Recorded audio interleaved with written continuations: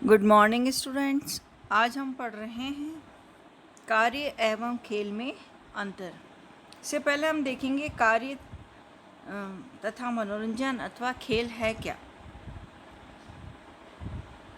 अगर हम देखें, ऊपरी तौर से देखें तो कार्य एवं मनोरंजन या खेल में समानता लगती है, क्योंकि दोनों ही किसी उद्देश्य के लिए किए जाते हैं तथा दोनों ही में मानवीय क्रिया का समावेश है तथा थकान भी दोनों में पाई जाती है।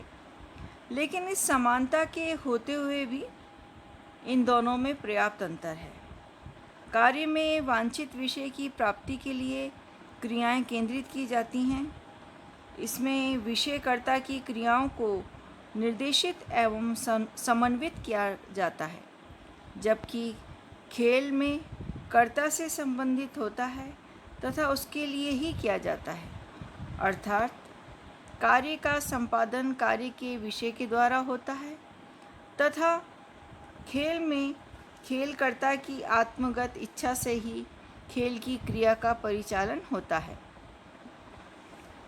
जैसे रामू और श्यामू एक दिन शिकार के लिए जंगल में जाते हैं। दोनों ही अपने साथ बंदूक एवं कारतूस रखते हैं तथा शिकार के लिए जंगल में चक्कर लगाते हैं। दोनों को यह देखकर निश्चय करना कठिन होता है कि वे कार्य कर रहे हैं या मनोरंजन। लेकिन उनसे पूछकर या उनके व्यवहार का निरीक्षण करके यह ज्ञात किया जा सकता है कि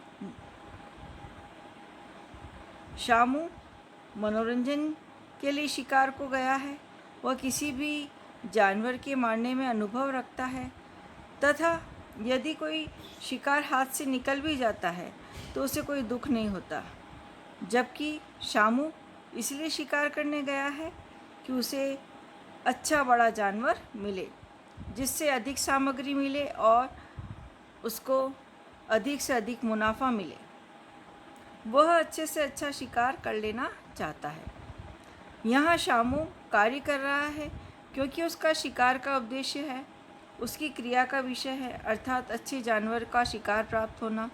जबकि रामू इसलिए शिकार को गया है कि उसका मनोरंजन हो या क्रिया के कर्ता की भावना की संतुष्टि एवं आनंद ही मुख्य है। अब हम देखेंगे इन दोनों में क्या डिफरेंस है, वर्क एंड प्ले में क्या अंतर है। सबसे पहला हम अंतर देखते हैं उद्देश्यों में अंतर। कार्य एवं खेल के उद्देश्य में अंतर होता है।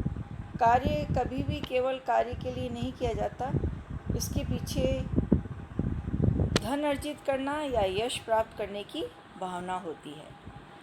अनेक श्रमिक, प्रबंधक एवं उद्योगपति सभी धन अर्जित करने के लिए अपने अपने कार्यों में लगे रहते हैं। भविष्य में मिलने वाला लाभ उन्हें कार्य करने के लिए प्रेरित करता है। लेकिन इसके विपरीत खेल का उद्देश्य खेल ही होता है।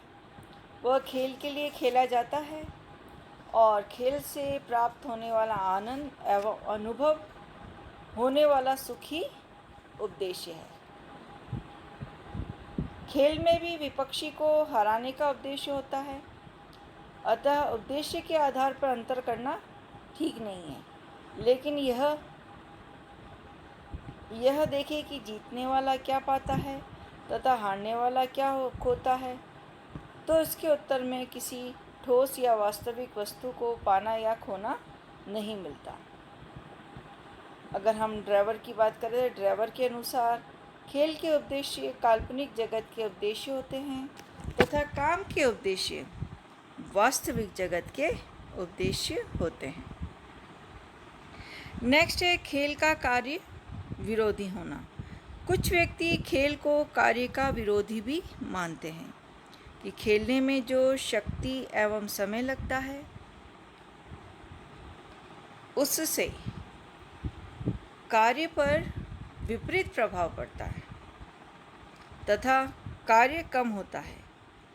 खेल से कोई ठोस वस्तु प्राप्त नहीं होती, जबकि कार्य से प्राप्त होती है। अतः खेलने में समय नष्ट करने से कार्य नहीं हो पाता। आवश्यकता से अधिक खेलना कार्य का विरोधी तो कहा जाता है, लेकिन सामान्य रूप से खेलना कार्य के हित में ही है। इससे व्यक्ति का स्वास्थ्य ठीक रहता है, वह प्रसन्न और सक्रिय रहता है, जिससे उसकी कार्य क्षमता पर अच्छा प्रभाव पड़ता है। तो हम देख सकते हैं कि इसे विरोधी ना कह के पूरक कहा जाए तो ज़्यादा अच्छा रहेगा। नेक्स्ट है हमारा महत्व का अंतर। खेल का महत्व खेलने की क्रिया में होता है तथा कार्य का महत्व किस में होता है? उसके बाहर होता है। ड्राइवर कहते हैं कि खेल में क्रिया का मूल्य एवं महत्व स्वयं क्रिया में पाया जाता है, जबकि कार्य में क्रिया का मूल्य एवं महत्व क्रिया से परे एक लक्ष्य में पाया जाता है। खेल खेलते समय निरंतर आनंद एवं सुख अनुभव होता है, जबकि कार्य में कार्य करते समय कष्ट ही अनुभव होता है तथा उसका फल बाद में प्राप्त होता है तथा फल प्राप्त होने पर ही संतोष मिलता है। नेक्स्ट हम अंतर देखते हैं शक्ति का अंतर। खेल से मनोरंजन होता है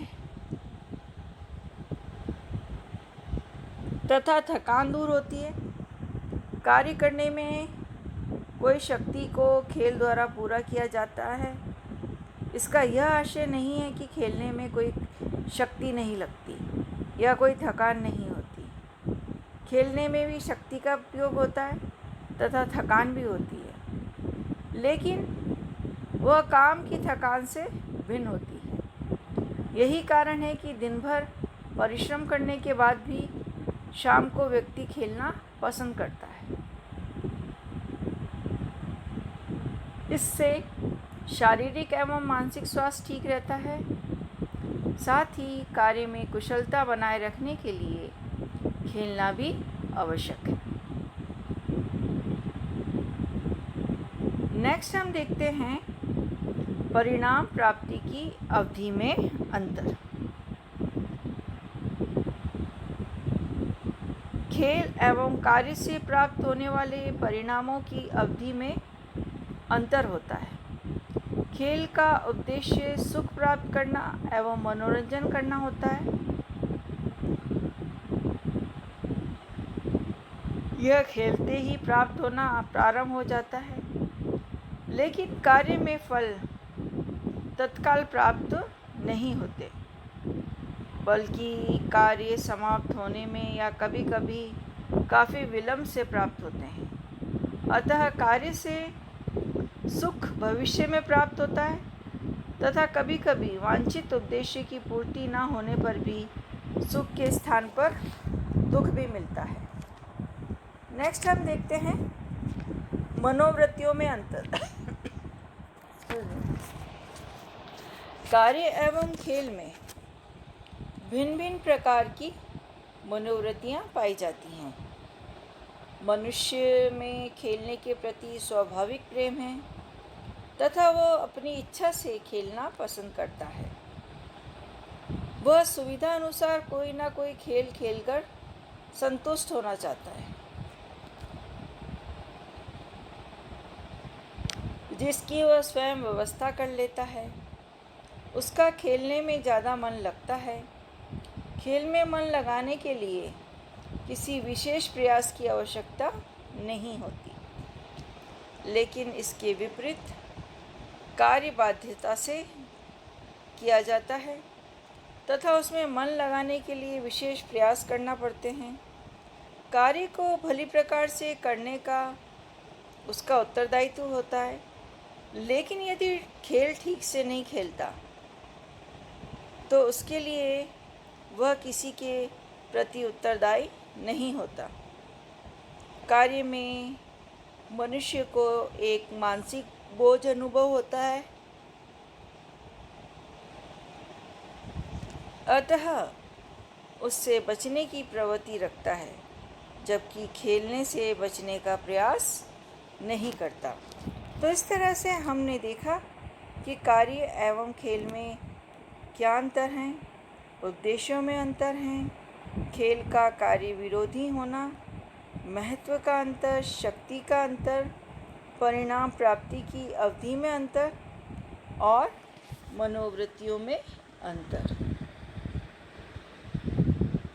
थैंक यू।